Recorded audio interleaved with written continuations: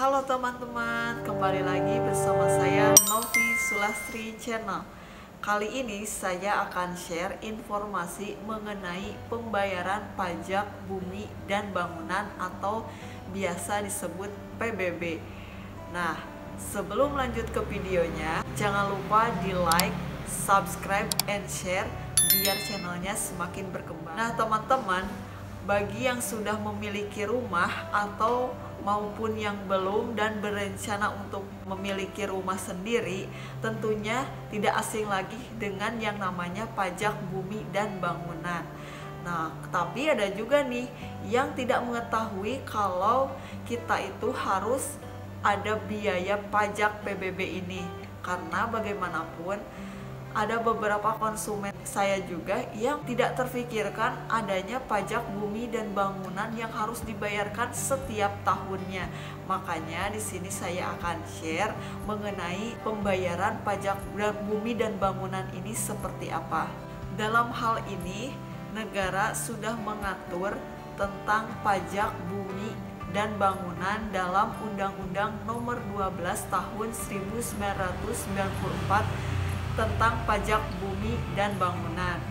Nah, setiap tanah yang bukan fasilitas umum itu dikenakan pajak bumi dan bangunan ya teman-teman. Contohnya kita ketika memiliki rumah hunian, nah tentunya ada pajak bumi dan bangunannya atau PBB-nya. Nah, di situ kita biasanya mendapatkan surat PBB selembaran yang berwarna tentunya dari kelurahan. Dan selanjutnya setiap tahunnya ini selalu ada tagihan. Biasanya sudah berikut hitungan atau pembayarannya atau nominalnya. Dan ada pula beberapa cara untuk mengecek tagihan pembayaran PBB secara online. Karena sekarang sudah tidak perlu lagi nih teman-teman repot ke kantor pajak hanya untuk mengecek saja, karena sekarang sudah bisa via HP untuk mengeceknya. Di sini saya akan share dua cara pembayaran pajak bumi dan bangunan. Yang pertama melalui situs resmi. Nah, di sini teman-teman bisa mendaftarkan ke situs resmi sesuai dengan lokasi wajib pajaknya. Nah, tinggal masuk ke akunnya. Lalu di pojok kanan teman-teman bisa mengisi data diri dan juga email.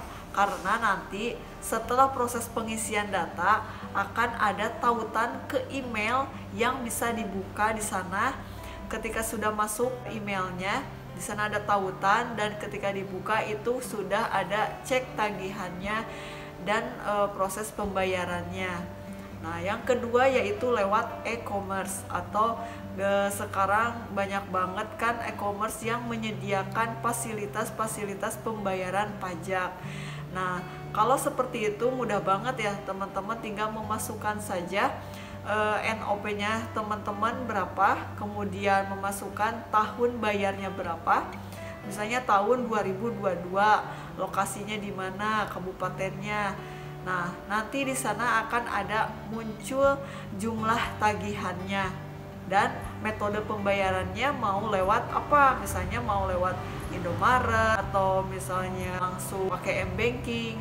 Nah, lebih mudah sekali lewat e-commerce. Nah, itu dia dua cara pembayaran pajak PBB melalui online. Nah, kalau misalnya teman-teman tidak bisa online atau misalnya ingin datang langsung ke kantor pajak, silahkan teman-teman membayar juga ke beberapa kantor seperti kantor pos, bank-bank penyedia layanan pembayaran. Nah, seperti itu. Teman-teman, untuk pembayaran pajak PBB ini tidak boleh telat ya. Diusahakan tidak lebih dari waktu yang sudah ditentukan, karena paling lambat pembayaran PBB ini sampai dengan tanggal 31 Agustus. Nah, kalau misalnya sudah jatuh tempo nih pembayaran PBB-nya, maka akan dikenakan denda sebesar 2% dari total tagihan teman-teman. Nah, sayang banget kan kalau misalnya kita lewat dari tanggal jatuh tempo, karena 2% itu lumayan. Nah, tapi biasanya nih kalau teman-teman berada di suatu wilayah atau misalnya perumahan ataupun rumah-rumah perkampungan, Pak RT-nya itu selalu mengadakan kolektif pembayaran. Jadi bayaran PBB ini tidak dilakukan secara individu, alias dibayarkan kolektif oleh Karang Tarunanya atau misalnya ke RT-annya. Dan di sana juga kita persiapkan pembayaran dari awal sehingga tidak mepet ke waktu jatuh temponya. Nah, seperti itu ya teman-teman. Jadi kita juga harus wajib pajak karena PBB ini sangat penting untuk kedepannya.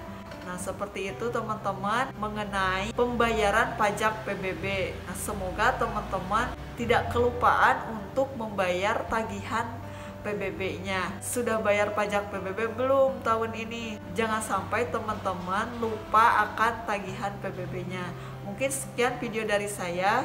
Semoga videonya bermanfaat dan sampai ketemu di video saya selanjutnya.